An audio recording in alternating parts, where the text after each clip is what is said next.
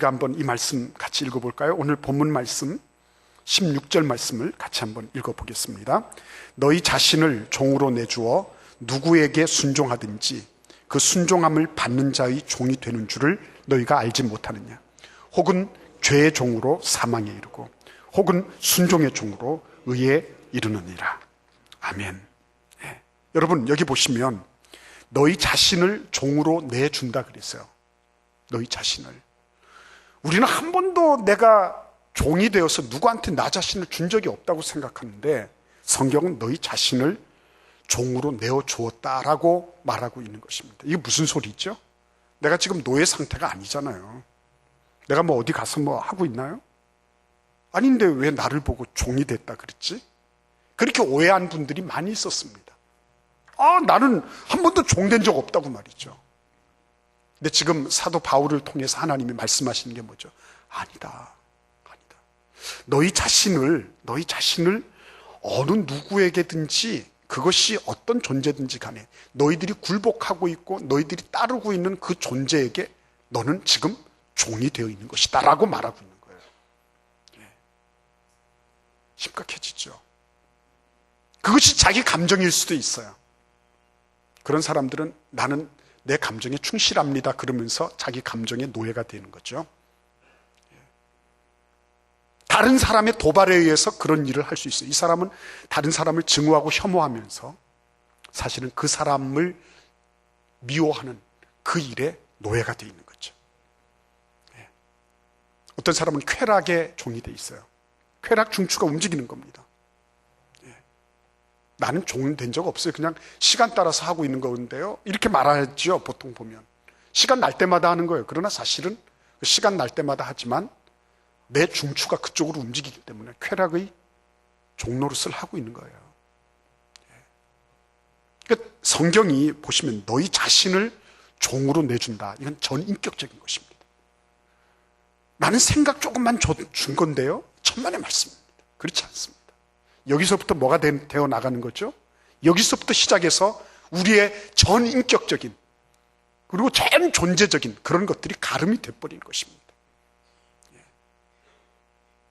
어떻게 보면 별것 아닌 것처럼 보여요. 뭐 내가 내 생각 마음대로 하는 거 누가 뭐라 그러랴 그렇게 할 수 있어요. 그러나 그런 일들이 계속 반복되면서 그게 행동화되고 그것이 행동이 중첩되면서 습관화되고 그리고 그것이 인격화되고 그리고 나중에는 그게 운명처럼 굳어지는 거죠. 세월호가 이렇게 그동안에 300 몇 회를 오고 가면서 그러면서 과적을 한 게 한두 번이 아니고 100 몇십 회를 과적을 했는데 아무 관계없어요. 처음에는 아이고 이거 큰일 납니다. 그래서 항해사에 있던 사람들도 뭐 다른 데로 이직도 하고 이렇게 했는데 나중에 보니까 별 문제 없잖아요. 계속 갔죠. 여러분 그래서 오늘 이 말씀은 우리가 가지고 있는 오해를 적나라하게 드러내주고 있습니다. 내가 그것이 작은 생각의 문제라 할지라도 그것이 내 전 존재를 내어주는 것과 같다는 것이죠. 내 전 존재가 거기 투입되는 것과 같아요. 그래서 16절을 말씀을 다시 한번 읽어보면 결국은 우리는 어떤 존재입니까? 나에게 일어나는 이런 모든 것들에 대해서 내가 어느 것을 선택할 것인가 하는 문제에 대해서 여기에 대해서 우리가 예민하지 않을 수 없다는 거예요. 왜 그렇습니까? 거기 16절 말씀해 보시면 너희 자신을 종으로 내주어 누구에게 순종하든지 그 순종함을 받는 자의 종이 되는 줄을 너희가 알지 못하니. 아무튼 간에 누구의 종이든지 종으로 살아갈 수밖에 없다는 것이에요. 중요한 것입니다. 사람들이 이럽니다. 나는 자유로워요. 나는 뭐 말씀대로 안 해서 그렇지. 내가 뭐 칼을 빼들고 누구를 죽인 것도 아니고 내가 무슨 어떤 부정에 연루된 것도 아니고 나는 굉장히 자유로워요. 이렇게 얘기하고 있어요. 근데 사실은 어떤 거죠? 내가 하나님의 말씀을 내가 등한히 함으로 내가 자유로운 게 아니에요. 내가 자유롭다고 생각하는 그 부분에 내가 노예가 돼 있는 거예요. 성경은 그렇게 말씀하십니다. 착각하지 마시라는 거예요. 요나가 그랬죠. 하나님, 나는 니느웨로 가라고 하는 하나님의 말씀을 듣지 않았을 뿐이고, 나는 다시스로 갔을 뿐이고, 근데 왜 나한테 이렇게 합니까? 내가 사람을 죽였습니까? 내가 하나님 앞에 반역하는 그런 뭐를 한 적이 있습니까? 난 단지 니느웨 가는 게 마음에 안 들어서, 그래서 내가 다른 방향으로 가는 배를 탔을 뿐인데 하나님 나를 이렇게 대우하시면 아니되옵니다. 요나는 그렇게 말하고 싶었을 거예요. 하나님은 그렇게 말씀하시지 않습니다. 너는 내 자신을 거기 준 거야. 내 전 존재를, 그런 처음에 생각의 단초가 내 마음속에 부식되었을 때, 그때 그거를 네가 허용함으로 내 전 존재가 노예가 된 거야. 그렇게 말씀하시는 거예요. 결과가 뭐였습니까? 결국은 사망이 이르게 됐다는 거죠. 로마서 5장 14절을 한번 읽어보실까요? 그러나 아담으로부터 모세까지 아담의 범죄와 같은 죄를 짓지 아니한 자들까지도 사망이 왕노릇하였더니 아담은 오실자의 모형이라. 여러분, 여기 한번 말씀을 잘 보세요. 우리가 똑같이 아담과 같은 죄를 범치 않았어요. 그리고 모세로부터 율법이 시작됐기 때문에 아담으로부터 모세 이전까지의 사람들은 율법이 없었습니다. 그럼에도 불구하고 율법은 무엇과 같은 것입니까? 신호등 같은 거잖아요. 우리에게 무엇이다라고 증거해 주는 거예요. 표시해 주는 것입니다. 이 율법을 지키는 것은 뭐예요? 당연한 거예요. 그것은 율법을 지키는 것은 당연한 거예요. 근데 다들 교통 위반입니다. 어느 누구도 제대로 지킨 사람이 없어요. 그것을 가르쳐 주는 게 율법이에요. 근데 사람들이, 유대인들이 뭐라 그래요? 우리는 율법을 잘 지켰으니까 의롭다고 생각을 한 겁니다. 나는 이방인들보다 낫다는 거예요. 쟤네들 무단 횡단하고, 그리고 교통 질서 안 지키는 쟤네들보다는 우리가 낫다는 거예요. 그리고 우리는 하나님의 선민으로서 선택을 받아가지고 아주 괜찮게 살고 있는 사람들이다. 그래서 나는 더 이상 다른 어떤 의로움이 필요하지 않다고 이렇게 생각한 거예요. 근데 하나님께서 지금까지 무슨 말씀하세요? 아니다, 그거 아니야. 너희들이 지금 무슨 신앙생활 좀 하고 종교생활 좀 하고 봉사 좀 하고 이래가지고, 그래서 너희들이 거기서부터 내가 좀 남들보다 의롭고 남들보다 정당하다고 생각하느냐? 그렇지 않다는 거예요. 너희들끼리 키를 재면 그런 일이 있을 수 있을지 모르지만 하나님 앞에서는 그런 일 없다고 하는 거예요. 하나님 앞에서는 그럴 수 없는 것입니다. 너희들이 가지고 있는 의라는 게 도대체 뭐냐는 거죠. 다 떨어진 걸레 같은 의 아니냐는 거예요. 그런 의를 가지고 하나님 앞에 설 수 없다는 것입니다. 그러면서 하나님께서 지금 말씀하시는 겁니다. 결국 요나의 생각으로부터 시작된 이 문제는 자기 전 존재를 하나님을 거역하는 것에 들인 것이다. 그리고 그 결과는 결국은 사망이었다는 거예요. 모세 이전에 율법이 없었던 사람들도 다 죽었다. 마찬가지예요. 우리가 똑같은 죄는 짓지 않았지만 난 이 정도는 괜찮다고 생각해요. 나는 하나님 없이도, 난 법 없이도 살 수 있습니다. 내가 무슨 잘못을 했는지 하나님 한번 볼까요? 그렇게 할 때 하나님께서 하시는 말씀이 그거죠. 너희들이 율법이 없을 때 죄 지은 거, 아담과 똑같은 그런 스타일의 죄를 짓지 않았다고 해서 너희들에게 이 죄가 왕노릇하지 못할 줄 알았느냐, 사망이 왕노릇하는 데서부터 면제될 줄 알았더냐? 그렇지 않다는 것입니다. 요나가 전부 다 드러냈잖아요. 그리고 자기도 결국은 죽음에 이르게 됐잖아요. 그렇죠? 그런 것입니다. 처음 생각의 단초, 이 부분이 엉터리로 되어 있었던 거예요. 그 결과는 결국은 사망이 왕노릇하도록 하는 거예요. 사망에 의해서 이렇게 저렇게 흔들려 가는 겁니다. 자, 우리가 그래서 살펴봐야 될 아주 중요한 세 가지가 있습니다. 17절과 18절을 읽어보겠습니다. 하나님께 감사하리로다.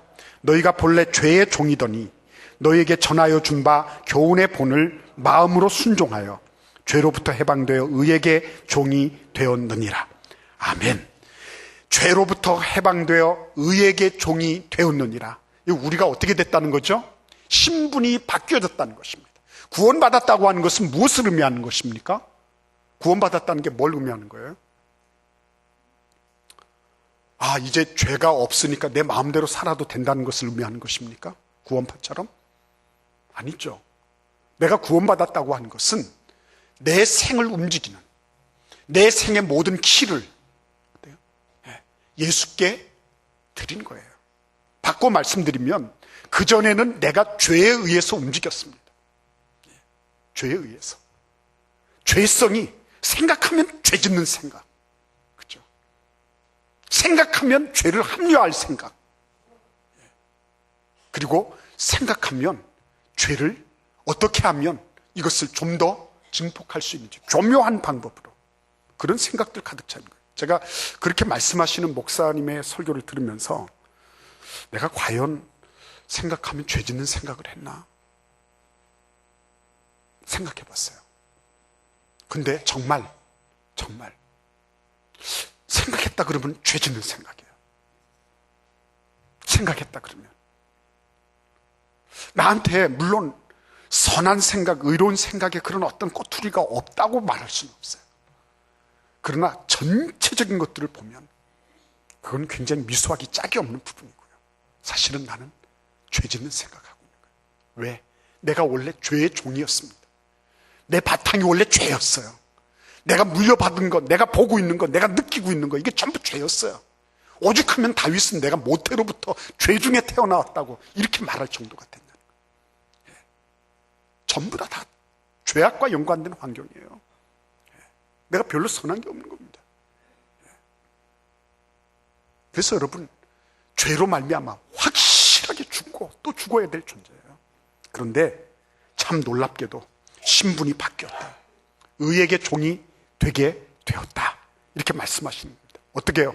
예수 그리스도가 내 생의 주님이 되심으로 말미암아 이제 의에게 종이 된 거예요. 근데 거기에 가장 중요한 요소가 무엇입니까? 17절 말씀 한번 같이 읽어볼까요? 17절 18절 한 번 더 읽어보겠습니다. 하나님께 감사하리로다. 너희가 본래 죄의 종이더니 너희에게 전하여 준 바 교훈의 본을 마음으로 순종하여. 너희에게 전하여 준 바 교훈의 본을 무엇으로 순종했다고요? 마음으로 순종하여 죄로부터 해방되어 의에게 종이 되었느니라. 아멘. 네. 여러분, 마음으로부터 시작되는 것입니다. 마음으로부터. 예. 내가 신분이 바뀌어졌습니다. 예. 그런데 신분이 바뀌어졌음에도 불구하고요, 예. 이 행세를 못하는 그런 경우가 있는 거예요. 그죠? 그러면 거기에 걸맞는 행위가 나와야 돼요. 근데 그가 어디에서 나온다고요? 마음으로부터 순종하여. 마음으로부터 결정되는 겁니다. 마음으로부터. 그래서 여러분, 우리 19절 말씀 같이 읽어보겠습니다. 너희 육신이 연약함으로 내가 사람의 예대로 말하노니 전에 너희가 너희 지체를 부정과 불법에 내주어 불법에 이른 것 같이 이제는 너희 지체를 의에게 종으로 내주어 거룩함에 이르라. 아멘. 예. 신분만 바뀐 게 아니라, 예. 그게 아니라 이제는 어때요? 왕답게 사는 거예요. 그게 거룩함이에요. 예수 그리스도답게 사는 거예요. 예수 그리스도를 닮아가는 그리스도의 사람으로 살아가는 것입니다. 내가. 어디로부터요? 마음으로부터요. 마음으로부터. 내 마음은 중립지대입니다. 내 마음은 호수와 같아요. 내 마음은 그 누구든지 주인이 될 수 있어요. 근데 그전에는 내가 나의 죄가 주인 노릇을 하면서 나를 이렇게 저렇게 끌고 다니고 농락을 하고 그리고는 마침내 파멸시킬 것이었어요. 그런데 이제 예수님께서 나에게 오셔서 그래서 예수님이 주인이 되신 것입니다. 그분의 말씀대로 살아가면 나는 죄의 종이 아니라 의의 종이에요. 그리고 그분의 말씀대로 계속해서 해나가면 나는 마침 그분의 거룩하신 모습 속으로, 그렇죠? 그분의 거룩하심 속으로 내가 들어가. 그분이 내 삶 속에 내가 그분 안에 거하는 그런 놀라운 축복을 누리게 되는 거예요. 악의 세력들이 옴짝달싹할 수 없는 그런 놀라운 은혜가 생기게 되는 거예요.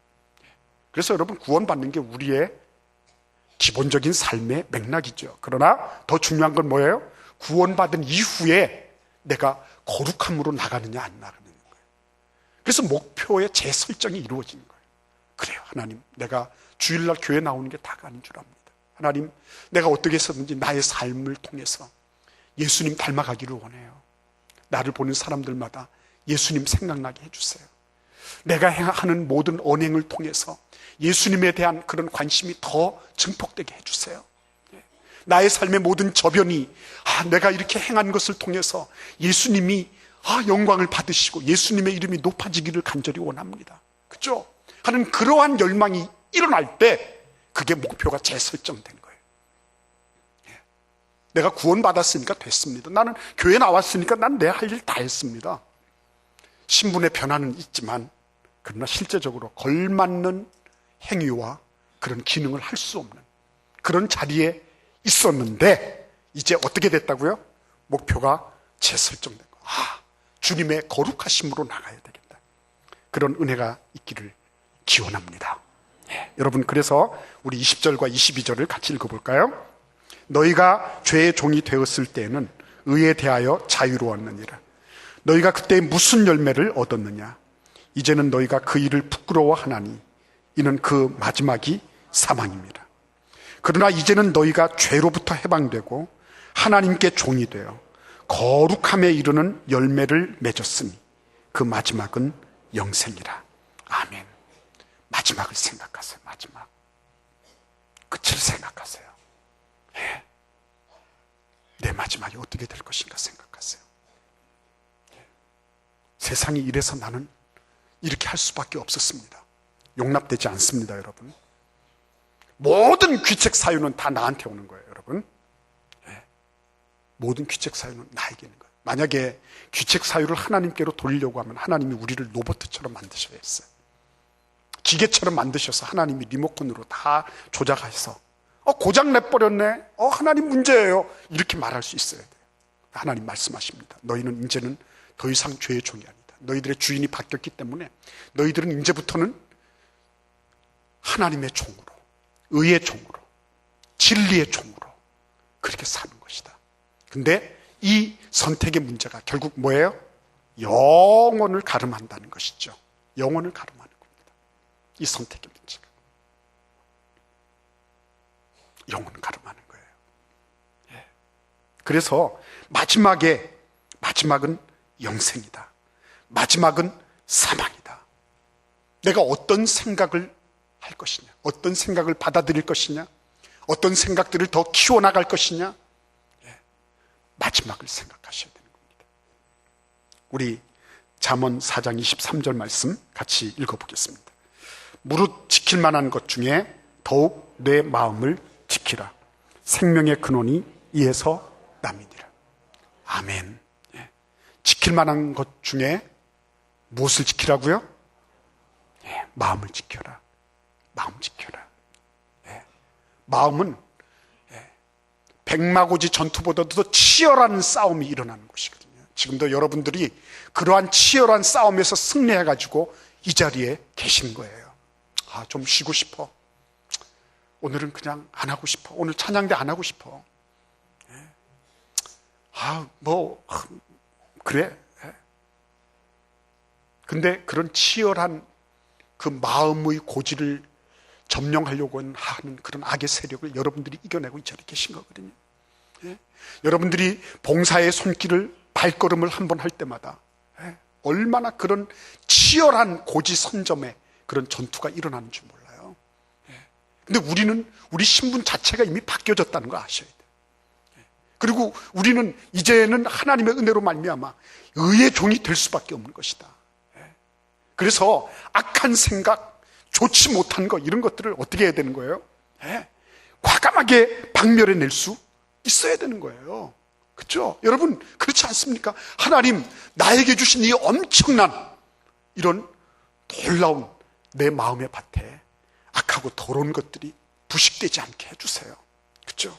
빌립보서 4장 8절 말씀을 제가 읽어드리겠습니다. 잘 들으십시오. 끝으로 형제들아, 무엇에든지 참되며 무엇에든지 경건하며 무엇에든지 옳으며 무엇에든지 정결하며 무엇에든지 사랑받을 만하며 무엇에든지 칭찬받을 만하며 무슨 덕이 있든지 무슨 기림이 있든지 이것들을 생각하라. 아멘. 이것들을 생각하십시오. 스데반이 돌에 맞아 죽을 때예요. 하나님의 보좌 우편에 예수 그리스도가 서 계신 모습이 보였습니다. 그래서 하늘문이 열리고 하나님의 아들 예수 그리스도가 우편에 서신 것을 내가 본다. 스데반이 그랬습니다. 근데 돌탕을 하는 사람들이 있었죠. 스데반 죽여야 된다고 돌을 손에 쥐고 있던 사람, 그 소리를 하니까 이제 본격적으로 던지기 시작했습니다. 있는 힘을 다해서 전력 투구를 하는 겁니다. 퍽퍽 하면서 두개골이 깨져서 나가고요. 살이 짓이겨지고요. 뼈가 막 으스러지고요. 그런 일이 벌어지기 시작했습니다. 근데 그때 예수님께서 펄쩍 뛰어내리셔서 그 상황 속에 개입하지 않으시는 겁니다. 그 상황 속에 개입을 하지 않으세요. 돌 던지던 사람들은 그랬죠. 야, 하나님이 계시면 이거 내비두냐? 너는 이놈아, 너는 거짓말하는 거야. 너희 혹세무민의 이런 엉터리 같은 이런 짓을 하면서 하나님이 계시면 내비두겠어? 더 확신을 가지고 더 집어던지. 그렇죠? 근데 여러분, 그거는 인간의 생각이고요. 예수님께서는 왜 그냥 두셨겠습니까? 왜 그 두드려 맞고 있는 그 스데반, 얼마나 억울한 사람이겠어요? 생각해 보세요. 왜 그냥 두셨겠어요? 위대한 마음의 승리를 보고 계신 거잖아요. 위대한 정신의 승리를 보고 계신 거예요. 그래, 하나님 앞에 내 자신을 들여서 이게 진리의 길이야, 이게 말씀을 내가 순종하는 길이야. 그렇다면 나는 죽어도 타협할 수 없어. 난 죽어도 굴복할 수 없어. 나는 죽어도 죄의 종로로 탈 수 없어. 다시는 그 길로 돌아갈 수 없어. 스데반이 주님 앞에 그렇게 마음 먹고 그리고 죽어가는 거예요.